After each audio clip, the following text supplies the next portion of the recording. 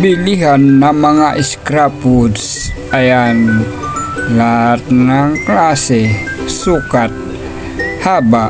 Ayan, pili lamang dito. Ayan, may plywood, may 3/4, may 1/2, meron mga 2x2, 1x1.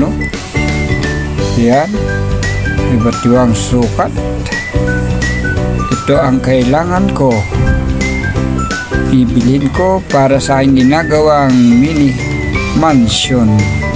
Ayan, piliin ko ang makinis na at kailangan ay magaan kasi ang bilihan dito ay kilo. Ayan, pili. Ayan, pili ng diretso, makinis para finishing agad, hindi ka na magkiskis. Ayan ang aking kinuha.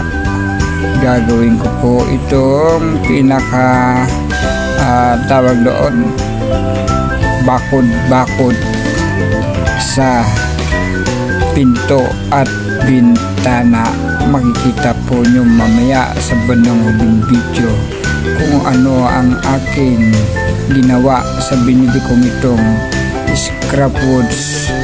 Ito po yata ay 1x1, tama, 1x1 ang kailangan ko.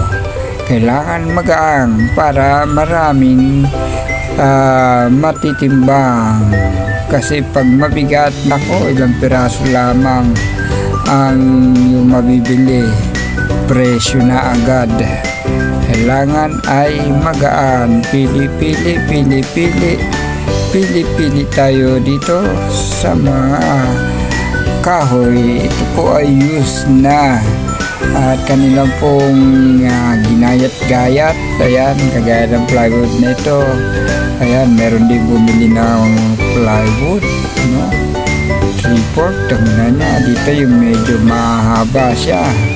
Ayan, dito 2x1 naman to, 2x1 ang narito. Kailangan ko kumuha din dito mga 4 o 3, pwede na yung medyo mahaba. Ito naman yung mga 2x2 o 3x2, 1x2, 2x3. Ayan, ito timbangan. Ayan, tinimbang ko na. Ito po ang aking napili. Tumimbang po siya ng 5 kilos at 50 daw po ang 1 kilo. Kaya ang aking nabili ay mabot ng 250. Ito nga po yung aking ginawa sa binili kong scrap.